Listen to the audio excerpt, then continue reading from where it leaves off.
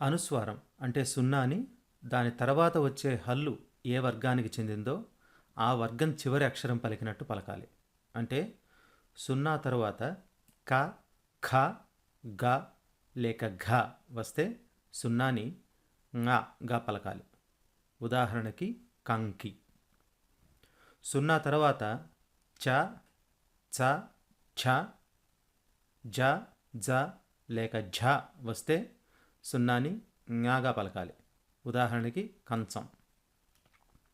సున్నా తర్వాత ట, ఠ, డ లేక ఢ వస్తే సున్నాని ణగా పలకాలి. ఉదాహరణకి కంటె. సున్నా తర్వాత త, థ, ద లేక ధ వస్తే సున్నాని నాగా పలకాలి. ఉదాహరణకి కంత. సున్నా తర్వాత ప, ఫ, బ లేక భ వస్తే సున్నాని మాగా పలకాలి. ఉదాహరణకి కంప. అనుస్వారం పలకడంలో తేడాలు గమనించండి. కంకి, కంచం, కంటె, కంత, కంప. పెంకు, వంక, శంఖము, దొంగ, పంగ. పంచాంగం, మంచం, పంచ, కంజీర, నంజుడు. తుంటరి, ఘంటాపథము, కొండ, పిండి. కంత, పాంథుడు, పొందిక, అంధులు. రొంపి, సంఫుల్లము, తొంబ, రంభ.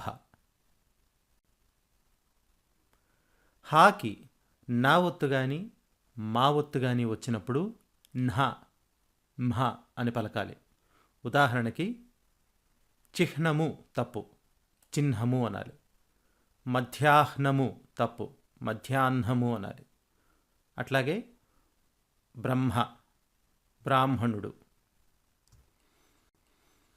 ఇక రేఫ ఋత్వాల గురించి. రాని సాధురేఫం అంటాం, బండిరాని శకటరేఫం అంటాం. ఋత్వం. ఇవి పలికేటప్పుడు జిహ్వాగ్రం ఎక్కడ తగలాలో చూడండి. రా పలికేటప్పుడు జిహ్వాగ్రం పంటి వెనుక ఉన్న చిగురు దగ్గరికి రావాలి. ఉదాహరణకి రావి చెట్టు, రూళ్ల కర్ర, రేకులు, రైక, రోకలి.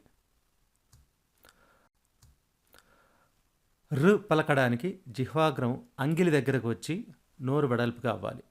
ఇకారం కానీ ఉకారం కానీ ఉండదు. రి, రు అంటం తప్పు.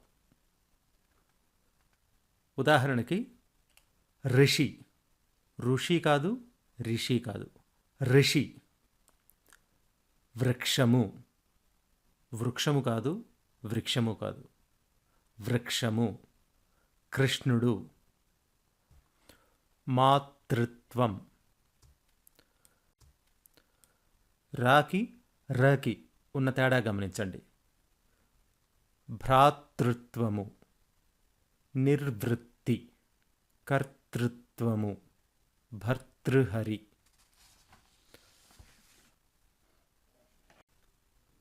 స, ష, ష. ష పలికినప్పుడు నోట్లోంచి గాలి బయటికి రావాలంటే నోరు కొంచెం వెడల్పు చేయవలసి వస్తుంది. దానివల్ల ఓ చిన్నపాటి ఎకారం ధ్వనిస్తుంది. స, ష, ష. ఉదాహరణలు చూడండి. శంకర, శంకర. సందు, శంభు. కోసం, కోశం. సూర్యుడు, శూరుడు. శుద్ధ, శుద్ధ. యశస్సు, ఉషస్సు. పాషండము, పాశము. సమము, శమము, విషమము. సమాంసము, సమాంశము. సదృశము, అదృష్టము. శుష్కోపవాసము.